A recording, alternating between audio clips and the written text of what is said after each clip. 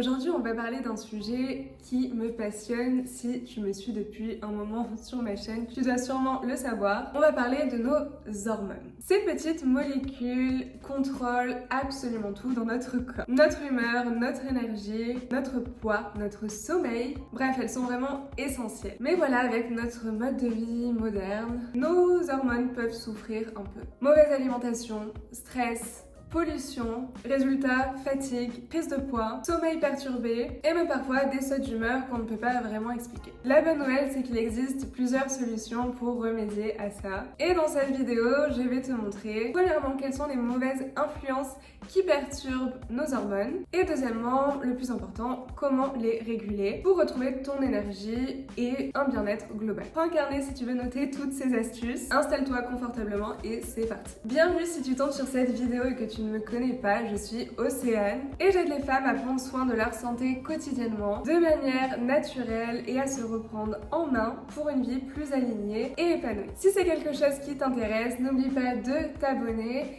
et de me suivre sur Instagram @about.oc. Commençons dans cette première partie à identifier les mauvaises influences sur nos hormones. On va commencer d'abord par l'alimentation car c'est l'une des premières sources de déséquilibre hormonal. Déjà parlons de l'alcool. Boire régulièrement un verre d'alcool, même rien qu'un petit verre, perturbe forcément nos hormones. Notamment le cortisol qui est l'hormone du stress et les hormones sexuelles comme les oestrogènes et la testostérone. Perturber ces hormones peuvent affecter ton humeur et ton énergie sans même que tu t'en rendes compte. De même pour le café, je sais, on est tous un peu addicts au café et en soi le café à petite modération n'est pas du tout mauvais, bien au contraire, mais en abuser au contraire peut vraiment s'avérer mauvais pour ta santé et tes hormones parce que ça stimule trop ton cortisol et ça t'épuise à la longue. Et du coup, ça perturbe aussi ton sommeil. En sachant que boire trop de café dans la journée te rend addict à la caféine et donc tu habitues ton corps à ceci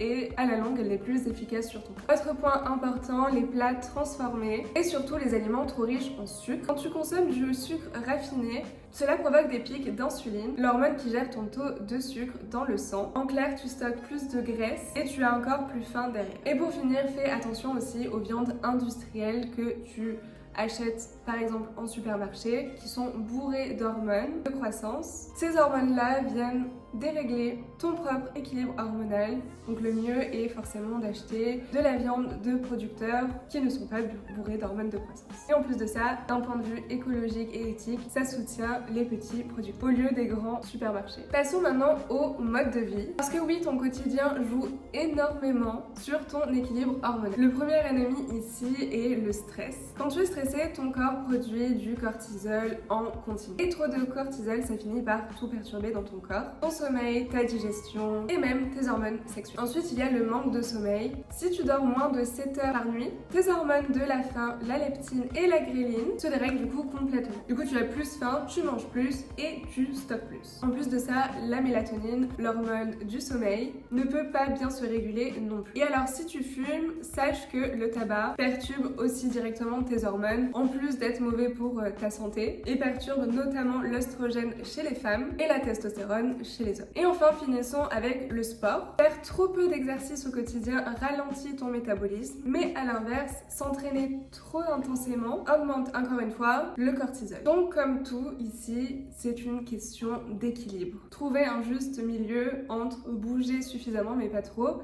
Je préconise personnellement de bouger tous les jours, 7 jours sur 7, mais de manière différente. Tu peux mieux faire 2, 3, 4, 5 séances maximum de sport dans la semaine et le reste du temps marcher au moins 30 minutes dans la journée. Enfin, parlons de l'environnement. On est entouré de produits chimiques partout sans même s'en rendre compte. Et ça vient énormément perturber tes hormones. Les perturbateurs endocriniens, par exemple, sont présents dans les plastiques, dans certains cosmétiques ou même les produits ménagers. Et ici, ils viennent imiter tes hormones naturelles et donc viennent bloquer leur bon fonctionnement. Je pense que je pourrais faire une vidéo dédiée sur les perturbateurs endocriniens tant il y a à dire sur le sujet. Mais il y a aussi les métaux lourds comme le plomb et le mercure qu'on peut retrouver dans les poissons, notamment le thon. Et oui, nos bons sushis que nous aimons thon ne sont pas si bons pour notre santé malheureusement et ils ont un impact direct sur la thyroïde qui gère ton métabolisme. Et pour finir, forcément la pollution dans l'air Et de l'eau joue aussi un rôle énorme. Bref, chaque jour, on respire et on consomme des toxines sans même vraiment s'en apercevoir. Mais alors, comment réguler naturellement ces hormones? Eh bien, c'est ce qu'on va voir du coup dans cette dernière partie de cette vidéo.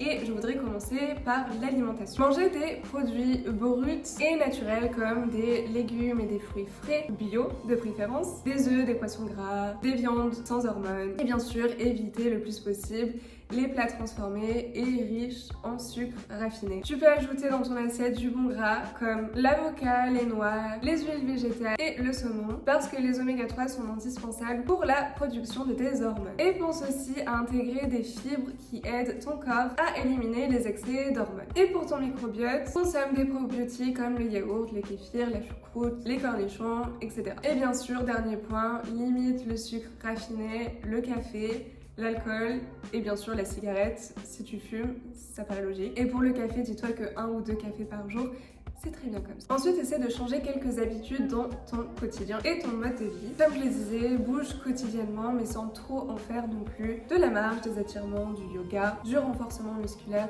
Bref, essaie vraiment de bouger quotidiennement. Ensuite, dors suffisamment, vise entre 7 à 9 heures de sommeil de qualité par nuit. Essaie au plus possible de gérer ton stress avec des exercices de respiration ou de méditation et surtout d'être conscient de tes émotions et du moment où tu stresses et réussir à redescendre et à ralentir. Ensuite, bois beaucoup d'eau, essaye de boire entre 1,5 voire 2 litres d'eau par jour. Encore une fois, ça dépend de ton activité physique et de ton métabolisme. Mais l'eau, en plus d'hydrater ton corps, qui est une plus bonne chose, fait en sorte aussi d'éliminer les toxines. Et bien sûr, limite la consommation, encore une fois, de café et d'alcool dans ton quotidien. Troisième et dernière partie, réduis le plus possible les toxines dans ton environnement. Essaye le plus possible d'utiliser des cosmétiques naturels sans produits chimiques. Remplace les contenants en plastique par des contenants en verre ou en inox. C'est justement ce que j'ai fait récemment. J'ai jeté tous mes tupperwares en plastique et je les ai remplacés par des tupperwares en verre. Essaie de filtrer ton eau pour éviter les métaux lourds. Passe plus de temps en nature et expose-toi le plus possible au soleil pour booster ta vitamine D. Et pour purifier ton intérieur, tu peux penser à des plantes comme par exemple le palmier ou le lierre. Et voilà, maintenant tu as toutes les clés pour réguler naturellement tes hormones et retrouver ton équilibre. Rappelle-toi que chaque petit changement compte dans ton quotidien. Tu n'es pas obligé de tout mettre en place